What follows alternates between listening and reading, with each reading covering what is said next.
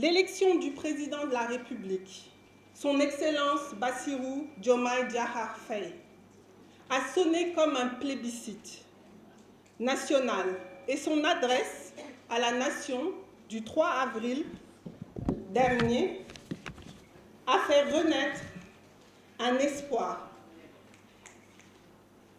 et une volonté de cohésion nationale, notamment quand il dit « Je suis déterminé à préserver notre vivre ensemble et de renchérir, j'entends instaurer une gouvernance vertueuse fondée sur l'éthique de responsabilité et l'obligation de rendre compte. » Toutefois, l'annonce le vendredi 5 avril 2024 de la composition du nouveau gouvernement avec un taux de participation des femmes très faible a instauré un sentiment de déception avec seulement 4 femmes dans une équipe de 25 ministres et 5 secrétaires d'État, soit 13,3% de femmes. Ce tableau ne reflète guère une rupture en matière de lutte contre les inégalités et l'inclusion de toutes les forces vives de la nation. De plus, la suppression du ministère de la Femme sans annonce d'une structure spécifique chargée des politiques de développement social et économique des femmes et des filles soulève beaucoup d'inquiétudes, notamment auprès des femmes. En effet, une telle approche ne garantit pas la préservation des acquis déjà consolidés au Sénégal en matière de prise en compte des droits des femmes et de leur participation dans les instances décisionnelles. C'est pour cela que nous, membres du cadre de concertation pour le respect et la préservation des droits des femmes, invitons le président de la République du Sénégal à faciliter la création d'une structure de gouvernance destinée spécifiquement aux besoins des femmes et des filles, renforcer la participation effective des femmes dans toutes les instances de décision au niveau électif et nominatif, encourager des politiques et programmes en faveur des femmes et des filles en priorité dans les domaines suivants: l'éducation et la formation, la prévention et la prise en charge des violences faites aux femmes et aux filles, l'entrepreneuriat et l'employabilité,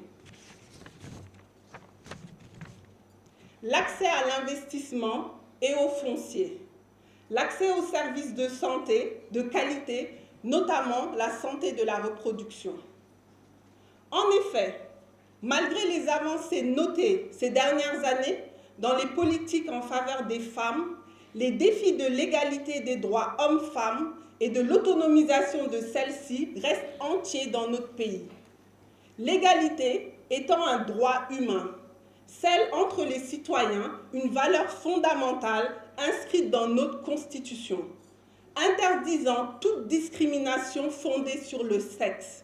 Sa prise en compte devient une nécessité afin que chaque citoyenne et citoyen soit égal en dignité, en capacité et en droit pour une gouvernance juste et démocratique.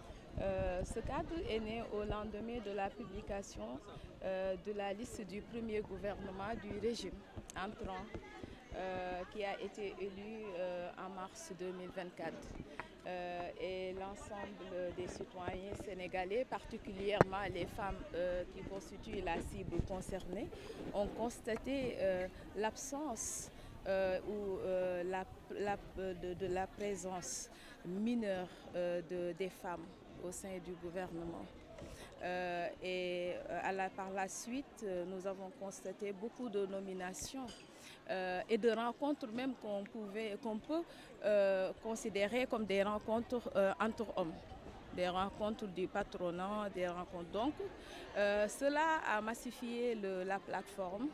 Et dans un premier temps, nous avons publié une déclaration qui aujourd'hui est à plus de 1200 signataires. Et donc ça, c'est très alertant parce que ça traduit le sentiment d'inquiétude que l'ensemble des femmes aujourd'hui nourrit par rapport à ce qui pourrait se passer. Et donc c'est pourquoi nous avons mis la plateforme en place pour alerter, pour inviter le gouvernement à revoir le départ qu'on peut qualifier d'un faux bond, ou bien d'un faux départ en tout cas à l'égard des femmes. Et donc non seulement sur le plan de la participation dans les instances décisionnelles, mais anticiper aussi dans le cadre de la formulation des politiques publiques, mais aussi de leur mise en œuvre. On peut dire qu'il y a les femmes de toutes les couches sociales.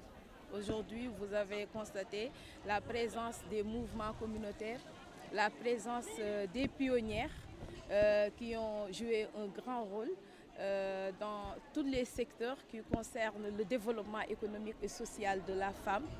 Il y a les femmes scientifiques et donc c'est vraiment un mouvement multi-acteurs et où on peut trouver les femmes de toutes les couches sociales et de toutes les catégories professionnelles, mais aussi des organisations. Nous pensons que nous avons déjà alerté.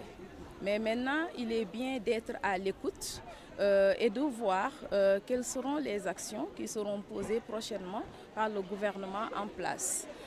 Peut-être ce n'est pas intentionnel et ce n'est pas de mauvaise foi. Et c'est pourquoi on préfère accorder le bénéfice du doute et écouter pour voir ce qui va se passer. Nous espérons que le tir sera rectifié bientôt.